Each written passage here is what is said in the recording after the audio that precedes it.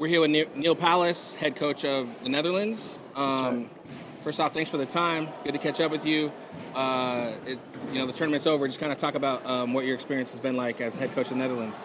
Sure. I've been coaching them for 10 years now, and we finished 12, and a little bit down from the last tournament. We were 8th the last time. But overall, competition was amazing. I think as a team, we started this tournament kind of where we left off. So to be able to have that much growth in 4 years and then to still be able to compete, once you get past the top 4, it really starts to kind of mix in, and there's a lot of parity there between the teams right after there.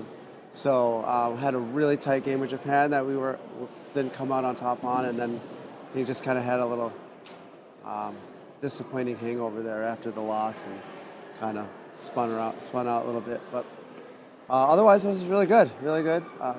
Final was pretty exciting.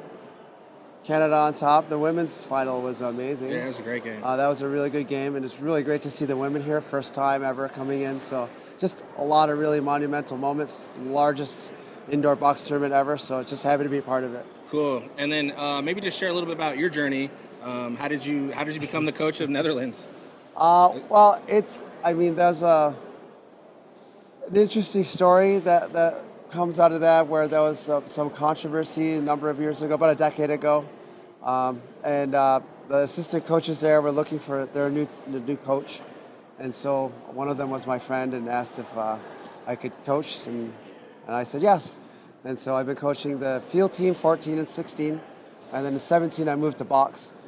So I've been coaching with the box team ever since 2017, and it's been quite a journey, especially since the Haudenosaunee have a treaty relationship with the Dutch from 1613, the 2-row wampum. Mm-hmm. So now all of our uniforms have 2 rows somewhere on the jersey and the design, and we even had this year on the blacks, we had a Van Gogh Starry Night, Starry Sky, mm-hmm.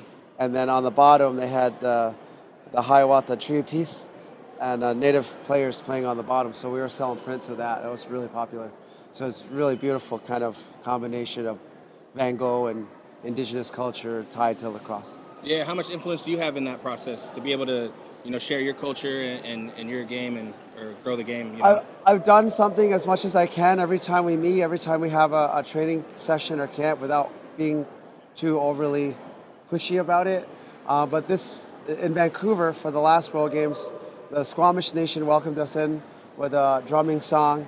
And we spent some time with their community, had some salmon, played with the kids. And then this year, we actually went up to see the Mohawks in Akwesasne. They did an Edge of the Woods ceremony welcoming, as we say, our relations, right? The Dutch say they're brothers, right? Yeah. Brothers and sisters, but for us, it's family.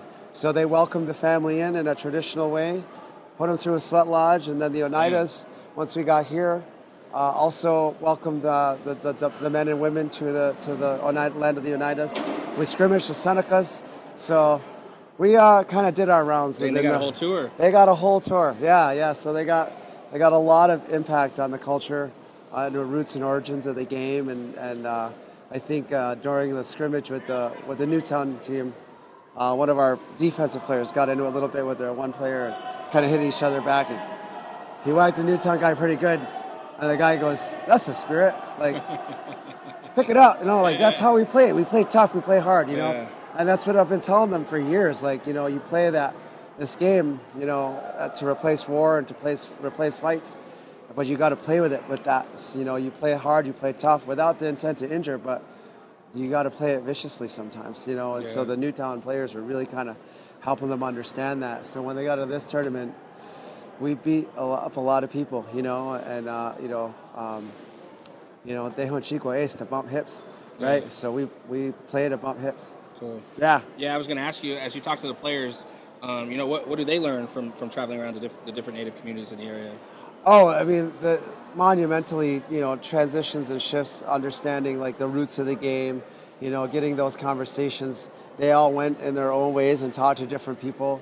I had another film project that I was working on, so they actually drove up from Utica up to Akwesasne and they arrived there before me. Oh, wow. So they actually got welcomed into the community without my like, hey, this is the people, right? They just, hey, you're Dutch, here you go, let's do the ceremony, right? And I think that was really cool that they got to initiate that conversation to remind everybody of those relationships. And then obviously the Mohawks, through the language and through the dialogue after, reminding everybody of that relationship that we have for over 411 years. So for me to be coaching the Dutch for 10 years, it's pretty cool to reconnect with our brotherhood and our relations. Yeah. And last question, it's been 10 years. Like, what's next for you? What do you see on the horizon? Will you stay with the Dutch? Just kind of what do you see next? Yeah, I mean, I'd love to stay with the Dutch. We kind of evaluate after every tournament, they do a survey, and just to determine what's the next step and who's going to do that and be part of that. And I'm always open and ready and prepared to be that person to help maintain that relationship. I'm happy to do it. So if the Dutch still want me, I'll stay there, But if they don't, I love international competition. I competed for 16 years internationally with the national team since 1992 to 2006. And so, this is like home to me. When I come to a tournament and I see people that I've been interacting with for the better part of my life. And so it's kind of, it's pretty cool, to come back to these spaces and be reminded of those relationships and friendships that I've had for all those decades. So hopefully that would, if I'm not with the Dutch, hopefully it's some other country that invites me in. But I teach the game the same way I always teach it, which is play with heart, play with passion, play with a good mind, and give everything you got and see where you end up. And hopefully, along with that, the skills and the techniques that I'm teaching kind of apply well. And some of the teams we played against have said, you guys are good, you're talented, but you're also very well coached.